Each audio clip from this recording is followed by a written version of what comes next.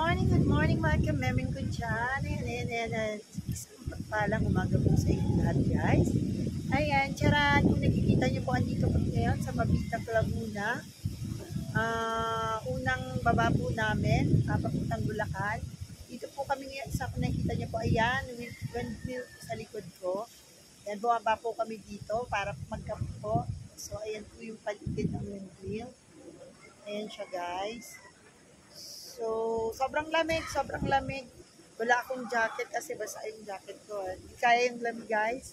So, mag-video tayo ng konti para naman maipakita ko sa inyo.